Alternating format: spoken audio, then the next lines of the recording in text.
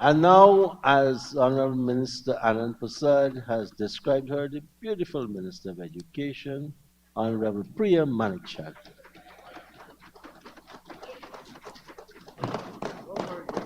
Thank you kindly, Mr. Speaker. I take this opportunity to welcome our young people, the students who are in here. I hope you're seeing both what you want to be and not what you do not want to be right in this house, and that you are going to pattern your own presentations accordingly.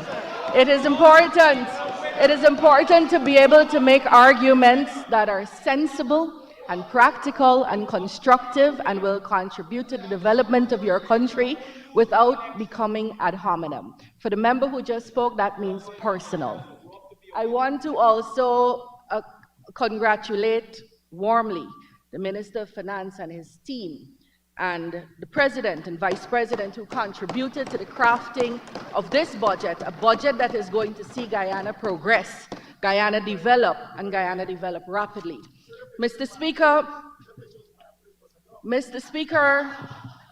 education, the role of education in a developing country like ours is critical. It equips individuals with knowledge and skills and critical thinking abilities necessary for economic progress and growth. By investing in education, a developing country can empower its citizens to break the cycle of poverty, drive innovation, and contribute to nation building. Education fosters a skilled workforce, promotes social cohesion, and enhances democratic values. It is the key that unlocks the doors of opportunity, paving the way for a brighter future for individuals and the nation as a whole. Any government who understands this, sir, would invest in education, and that is what the PPPC has been doing, and doing consistently. We've heard the vacuous statements about the budget not catering to development. The OECD countries, Mr. Speaker, that's the Organization for Economic Cooperation and Development, give about 10% of their budget to education. Guyana, on average, Guyana is giving more than 13% in this budget. That is investment in our people. The total expenditure, and we have seen repeatedly how that investment benefits the people of this country. We know that Guyana ranks high on the Human Development Index. That's the UN index that measures the standards of education and health and overall well-being in a country. Guyana is now positioned, and they have said very clearly that we're doing better in education, that we're doing better in health. That investment repeatedly over the years, sir, has moved us from 30% of our children being able to access secondary education in 1992 to 78% when we left office in 2015. And unfortunately, when we came back in 2015, the same 78% because you didn't build a single secondary school in this country. It moved us from about 33% of our teachers being trained in 1992 to now 99% of our teachers trained or in training. Those are the numbers, those are the facts, those are the deliverables. That is how we measure. It moved us, the World Bank said, sir, in 1993 from a 67% of our people living in poverty, that's 67 out of every 100 persons living in dire poverty, to 38% in 2008, half the number of people living in poverty. That's what investment, sensibly done, does. And Mr. Speaker, the honorable member before me spoke of an education sector plan, and I'm very happy she had one to speak of. The only time this country went without an education sector plan that was published from 1993 to 2015 to now is the 5 years that APNU was in office. They did not have a sector plan. This is the government. They said they're the party who could plan and project and measure, and they didn't even have a sector plan. But if the honorable member could have read that in a way that allowed her to understand it, what she would have seen is that the deliverables and the measurables are right there in the sector plan. And I will give you some results, sir. The honorable member spoke about some grade 4, which doesn't exist anymore, and something else, 30-something% in English, all fake, all false, and we'll throw those numbers up just now. But these are results. Arthurville, so let's take primary. Arthurville Primary moved from 36% in 2022 English to 50%. They moved from 50% mathematics to 83%. They moved from 29% science to 50%. And then let's take the hinterland. Ishalton, pass rate moved from 22% to 67%. Anai, the pass rate moved from 19% to 58%. Sand Creek, the pass rate moved from 15% to 60%. This is measurable. And when we talk about these numbers, we mean more people, more children passed. More children are going to be able to access opportunities and thrive in this build out that we're building in Guyana. Mr. Speaker, I was curious. I was curious at some of the heckles when the budget was being presented, and at some of the talk shows that are happening. And the conversation I'm no longer curious, because the honorable member just made it very clear what her party's position is. The APNU, AFC, holds the view that there is no need to build any secondary school because they have enough. And I wonder what Don Hastings, honorable member, has to say about that, where children in Jawala and Kopinang and the Upper Mazruni do not have a school to go to. I wonder what Mr. Region 9, Henry, honorable member, has to say about that, when Awaranao and Mawaranao and Karasabai and Shia and those kids don't have a secondary school to go to. I wonder what the Region 1 MP, whoever it is over there, what the Region 1 MP has to say when the children of Quebana and Barama River and Waramuri and Hosororo don't have a secondary school to go to. Is that your party's position? When I left office in 2015, we needed 7,000. When I left office in 2015, we needed 7,000 seats for secondary children. That means, my young friends, the children your age don't have a school to go to. That's what we left. When I came back to office in 2020, we needed 7,000 seats because the APNU, AFC failed, neglected, and refused to build a single secondary school in this country. Did not start or finish a single secondary school in this country, punishing children like you right here on the coast and in the hinterland regions. So, Mr. Speaker, we have to begin by having access. Apparently the thing is, if you have a fight, you got fights in schools. Apparently that's a new phenomenon. You got fights in schools. You have cameras in schools now. That's the new phenomenon. But the thing is, we have fights in schools. Apparently their solution to that is not to have a school. So if you don't have a school, you can't have a fight. Apparently that's the big fancy solution. Mr. Speaker, in the last 3 years, remember I said I met 7,000, the need for 7,000 seats. In the last 3 years, we have provided 4,575 children of this country, Amerindian, African, East Indian, Chinese, Portuguese, with seats in a secondary school. How could you not support that? How could you have a criticism for that? And how could you stand here and barefacedly tell this nation that you don't think those 7,000 people need seats in a school? That should have you all hanging your heads and resigning today, because you have declared that you have no intention of educating the children who cannot be seen. And your Amerindian and Honorable hinterland... Minister, all those views are directed to They are, me. sir. I'm looking at them, but I'm really speaking to you. Yeah, You, right. sir, the honorable member, sir. Mr. Speaker, let's begin. We built the Abram Zool Secondary School, the Willem Secondary School, Westminster Secondary School, Good Hope Secondary School, Yarracabra Secondary School. We extended the East Rumveld Secondary School, St. Winifred Secondary School, Queen's College, Bishops, St. Roses.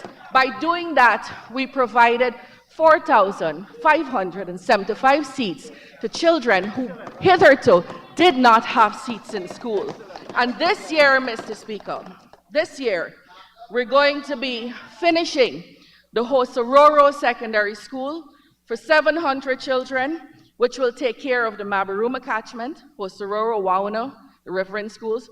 662 children did not have access in this area to secondary education. That's what you found, that's what you left, and you couldn't care less. Because like you said, it's a waste of time. Why we building schools? In the Northwest Secondary, we're going to finish that school this year. It's going to cater for 850 children. Quibana Secondary, way up Region 1. I'm hearing them, where is Quibana? Of course you don't know where Quibana is, because the people of Quibana are not important to you. 500 children, Maruka Catchment, Quibana, St. Nicholas, Barama Rivers, Winey River School. Region 7, we'll be building a school in Jawala, which will cater for 500 children. That's the Upper Mazaruni. Kako, Jawala, Camarang, Philippi. You have members in this house who are from those villages who should have gotten up when you said that building schools are not important. When the honorable member that spoke before me, that said building schools are not important and they're not going to solve any problems. They should have gotten up and made their objection known. And by not doing that, the entire APN UAFC has adopted that position. Region 9, we're building Karasabai, that will take care of 500 children. And in Georgetown, we're building the Christchurch Secondary, North Rheinveld Secondary, St. George's Secondary, St. Mary's Secondary, and extending the St. Stanislaus Secondary. We will also be building a school at Prospect on the East Bank, and begin the building of Christianburg in Region 10. $28.7 billion was allocated towards construction, rehabilitation, and maintenance of school buildings. So, Mr. Speaker, we're unapologetic. Every child in this country, whether you're from primary, secondary, nursery, whether you're from the deep hinterland or the coastland or here in Georgetown, whether you're from an APNU stronghold, if they have any left, or a PPP stronghold, every child in this country will be able to access education under the PPPC government. And I hope we have heard what the APNU position is and what our position is, and we say that without apology. Students, even as we build schools, and we are also building 6 primary schools that are large primary schools, Mr. Speaker. Those are going to be done at Regdorsey in Region 3, Tushen in Region 3, Tapachinga in Region 9, Rizrock in Region 10, Huradaya in Region 1, Diamond at 2nd Diamond School, Primary School, because we have extended and expanded our housing program. We have large communities and settlements going up in places, and we now need primary schools also, although the UN has declared us as having attained universal primary education. Even as we build the physical infrastructure, Mr. Speaker, even as we build the physical infrastructure, we're very conscious, very cognizant that like the rest of the world, and particularly us here in the Caribbean, we have to change the quality. It has to improve. We'd like to see our children do better. We'd like to see them learn differently. We'd like to see them leave with more critical thinking skills. What are we doing to change the quality of education? Mr. Speaker, let's begin with the training of teachers. Last year, 1,796 teachers graduated from the Teacher Training College, giving us the largest number of teachers trained ever in the history of Guyana. Hitherto, before that, the number of teachers that could be trained was only 535. We quadrupled that amount, which means you'll have a better quality as well as more teachers in the classroom. From 2020 to 2023, 3,198 teachers were trained. Mr. Speaker, particularly in the hinterland where we have the biggest problem with quality. And the problem sprang from the fact, chicken and egg, the problem sprang from the fact that we didn't have trained teachers in the hinterland because the program didn't cater for that. So let me give you what that picture looked like in 2019. In 2019, we had 31, in 2019, to be clear, Honorable Speaker, we had 31 teachers from the hinterland, regions 1, 7, 8, and 9. 31 teachers training. Under the PPPC, we have 1,011 teachers from those same villages training. Trained teachers will go back into the school and make the children do as well as you will do. They will give the children the same quality that our children out here on the coast are getting. So when we speak about wanting better for people, our actions must match our words. You had 31 teachers being trained in the hinterland. We have 1,000 teachers in 1 year being trained in the hinterland. That is love for people. That is love for children. Additionally, the CPC has implemented some new programs. Literacy is going to be implemented. A special major in literacy is going to be implemented in 2024. A special program in special education needs was implemented. HFLE is going to be implemented. Portuguese is going to be a major for the first time. French is going to be a major for the first time. Music is going to be on the ADE, Associate Degree program for the first time. PE is going to be on that an ADE program for the first time. And visual arts is going to be on that program for the first time. So, Mr. Speaker, Mr. Speaker, additionally, let us be clear. The PPP was very clear. We gave each teacher who is being trained in the teacher training college a full salary of $90,000. The APNU gave $10,000 to those teachers. We are giving $90,000 to each teacher. And in addition, Mr. Speaker, we heard how badly off teachers were. Here is what teachers are getting under the PPPC. We've trained the number of years where a teacher could now become senior, from 7 years to 6 years. We've added more senior vacancies across all schools so more teachers can become senior. We've reduced the records that teachers are required to keep. We're paying $10,000 for each teacher with a degree. So Ronald Cox, when you finish that gold degree, you can get a $10,000 more. The gold, same program that you all don't want other people to do. 1,796 teachers were trained in 2023. 1,900 will be trained in 2024. 1,500 teachers will be trained in 2025. All senior teachers above 52 are going to get a duty-free concession. All senior teachers above 52 will get a duty-free concession. Increased payment for teachers with a master's degree. Increased payment for teachers with a doctorate. All teachers on the GOLD program will be paid for their new qualifications. Unlimited number of teachers allowed to attend UG. It used to be a very limited number before. 99% of all our teachers are trained or in training. We gave for the first time in the history of this country, we gave teachers money to buy their cardboard and chalk and school supplies that they need. They needed it in 2018 and 2019 too, but you didn't give a cent. We've increased the stipend for trained teachers, and so a trained teacher under the People's Progressive Party, at say a St. Margaret's Nursery School, and we have a recently retired head teacher that is from there. Starters Nursery, we're grateful for her years of service. In 2019, was taking home $227,000. In 2023, is taking home $316,000. That is growth, along with all these benefits. And the teachers, we have two heads of departments in here, one from St. Joseph, one from Northwest, or secondary school teachers, if not head of departments. In 2019, was taking home $210,000. In 2023, $289,000, and all these benefits, But Mr. Speaker, don't listen to me. I have a reason to say these things. Let's read from September 4, 2018, the Guyana Times. Teachers got more under the PPP government, the Guyana Teachers Union.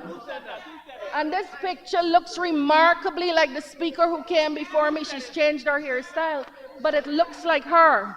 And it said, the teachers' strike continues, and the Guyana Teachers Union has said the nation's educators had received more under the People's Progressive Party than what they currently get under this government, this coalition administration.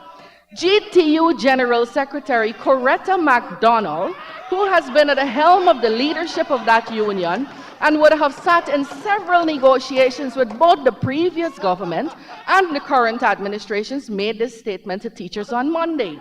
MacDonald told scores of teachers assembled at the GTU auditorium at Wilfred Avenue that it was under the PPP that teachers for the first time received additional benefits apart from a salary increase.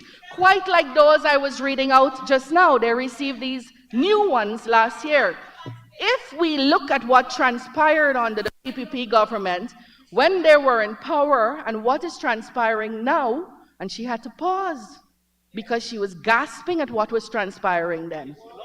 Remember, we didn't want the 5%, we made noise about it.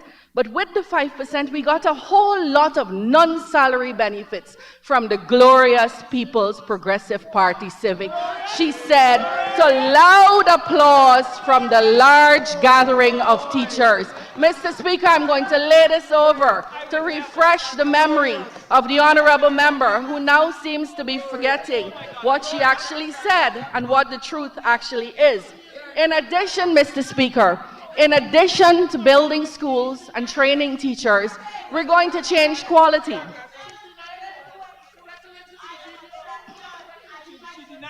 Mr. Speaker, we are providing, in this year's budget, we are providing textbooks and exercise books to the tune of $2.9 billion. Over the last 3 years, it's $8 billion that we provided in textbooks to our children.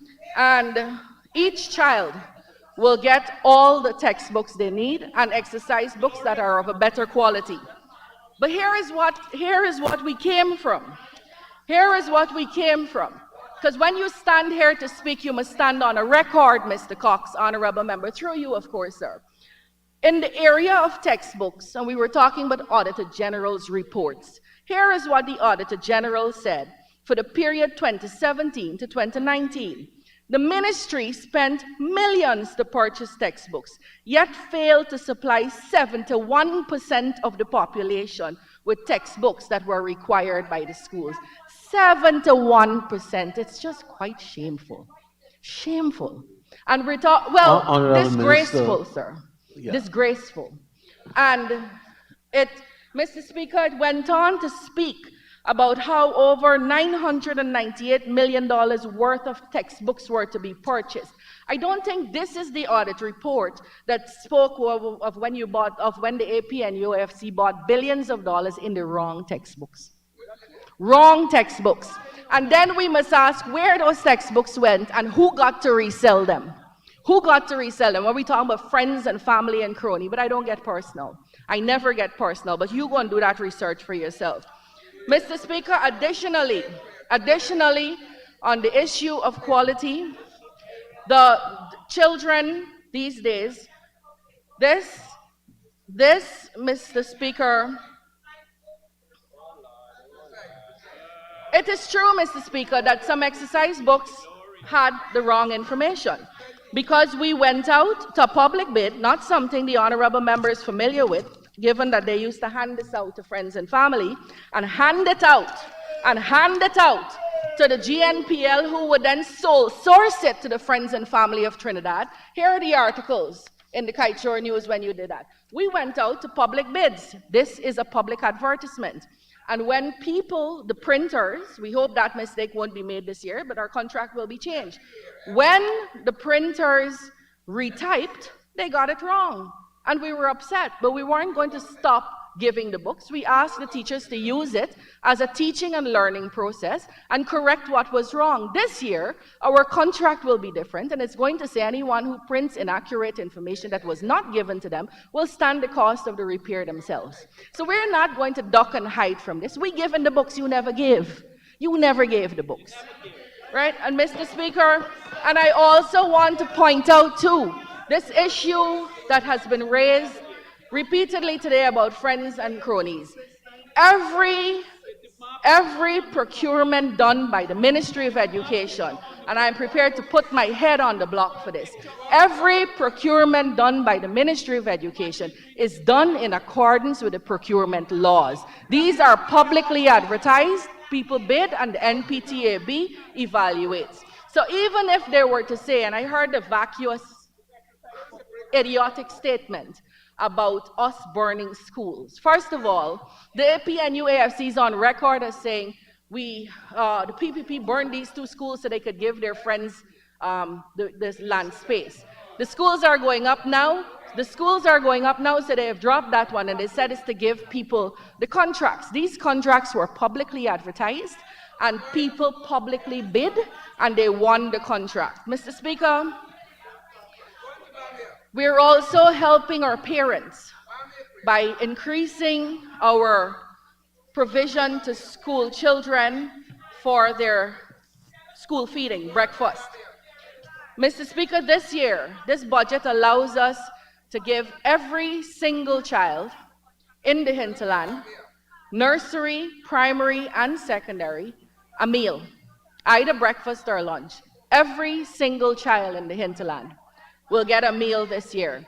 This budget allows us to give every grade 6 and every grade 5 child a hot meal for breakfast.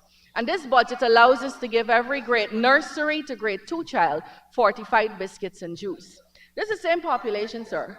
The same children whose parents had the same jobs. I would like to posit and pose a question to Mr. Henry, Honorable Member, and Mr. Hastings, Honorable Member, and their colleagues about whether children in the hinterland weren't hungry in 2018, and what was done during those years, 2019 to feed them, what was done in 2016 to feed them. Now you wake up and you find out that they're hungry, and when we're trying to provide a meal, you want it to be your meal. Well, let me say this. The communities will have a firm say in what meal is provided. So if you come from the coastland and decide that you do not want Amerindian children to eat cassava bread because it doesn't have your nutritional value, I tell you now, we will rubbish that contribution. Mr. Speaker, this budget will allow us to add 42 schools plus 234 schools in grade 5, adding a total of 19,000 additional children who will get meals in the hinterland. Mr.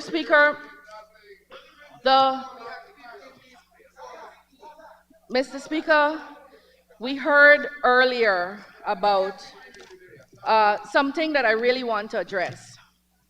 And I really don't know how much more disappointed I could get. Any person in Guyana, or anywhere else in the world for that matter, young or old, who wishes to pursue an education should be facilitated as best any government can.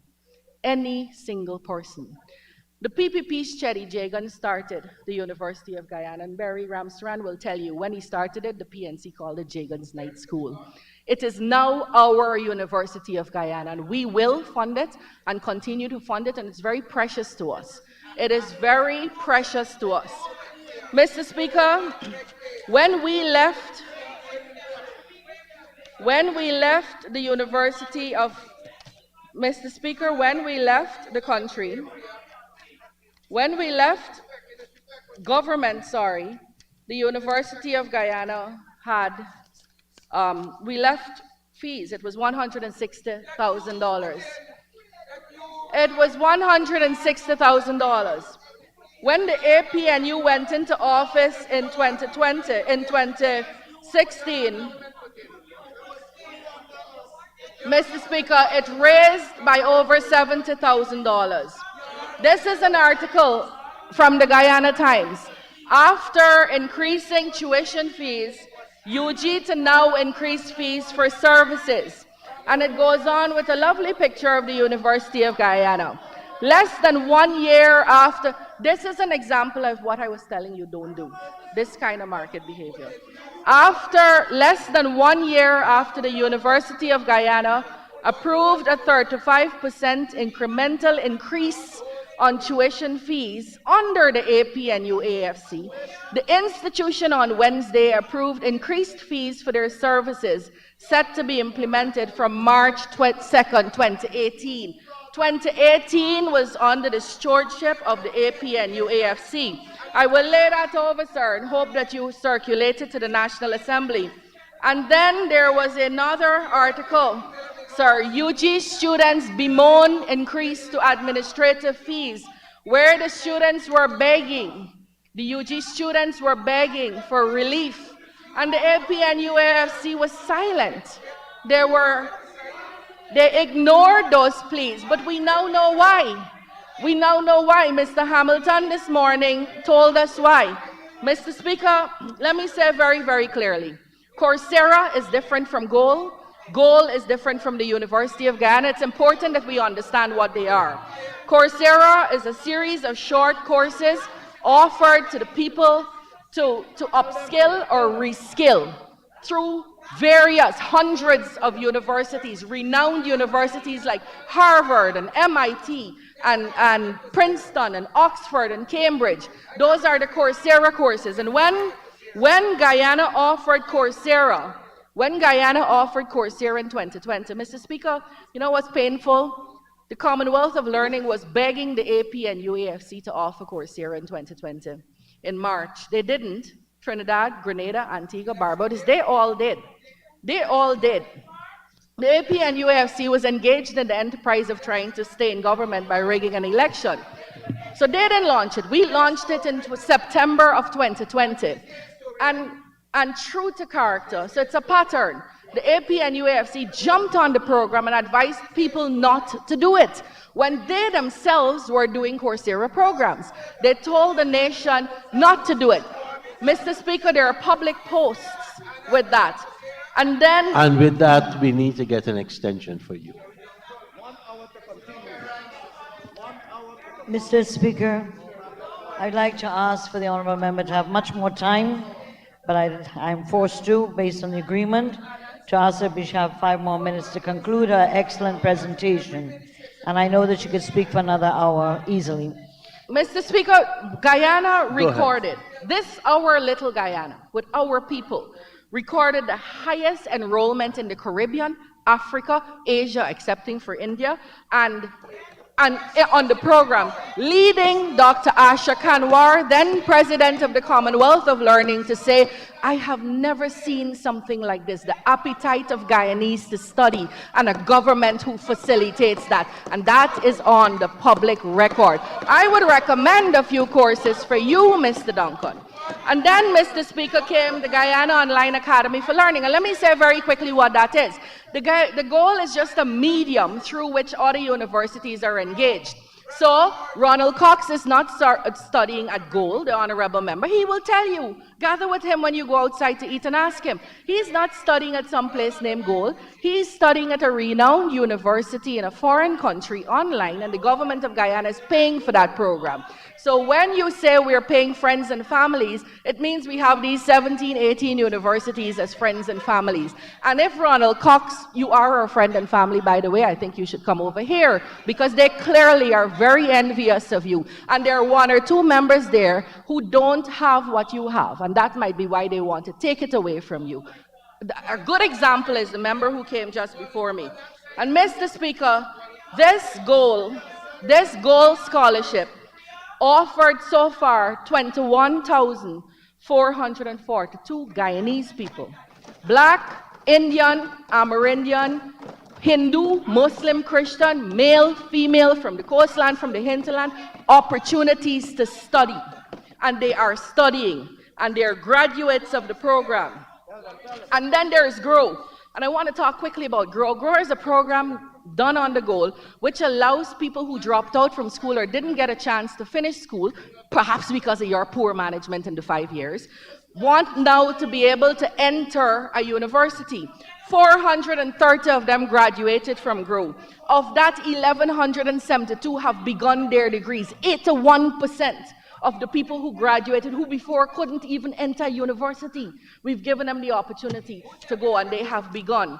And Mr. Speaker, I want to say, GOAL is being funded by the PPPC government of Guyana. The University of Guyana is being given $1 billion more than last year, being funded by the PPPC of Guyana. And the PPPC will continue to offer opportunities, whether they be courses or certificates or degrees or masters or PhDs, to as many people that want it, and we will not apologize for that. We will not apologize for it. And Mr. Speaker, lastly, because I know my time is running out, well, second to last, the honorable member, in this year's budget, $28 million is set aside for rehabilitation and maintenance and construction, and that we intend to continue to rehabilitate dorms. But I want to read from this report, sir, the Madhya Commissioner of Inquiry report.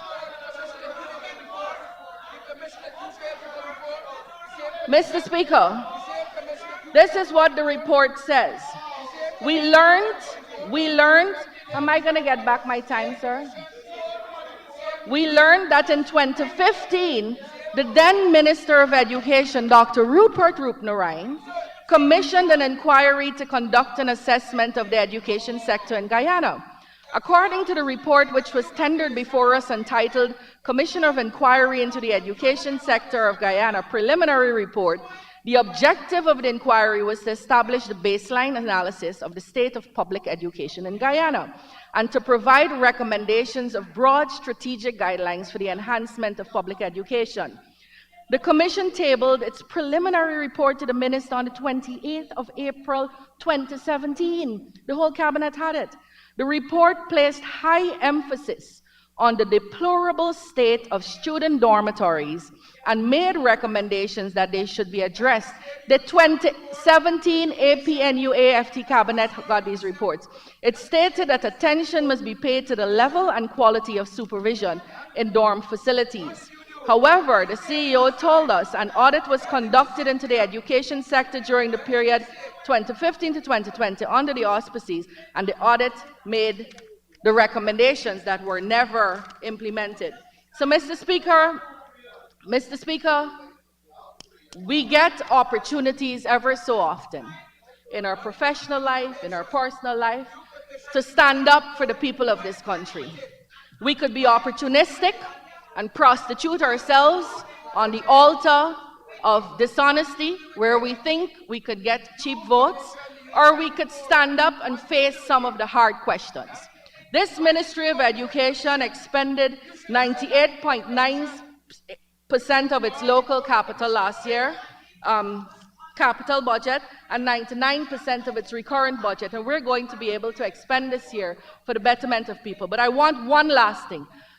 You see me, sir. You see me in the newspapers because that's the nature of the system. The minister's photographed. What you don't see is the people behind me, some of whom went home 1:30 on New Year's morning. You don't see the professionals who slave in their offices, Mr. Speaker. The PPP was in office, and we never, ever brought into disrepute public officers the way the honorable member before me just did. You can't say you love teachers, and when I promote teachers to the position of leadership in the ministry, of leadership in this country, you come in this National Assembly, exploit your privilege and abuse them. Mr. Speaker, my staff, the very credible, experienced, educated, learned staff at the Ministry of Education, and I will take this program further, will take this program forward so that the children of this country could be the leaders of Guyana and could compete here in the Caribbean and in the world. I thank you all.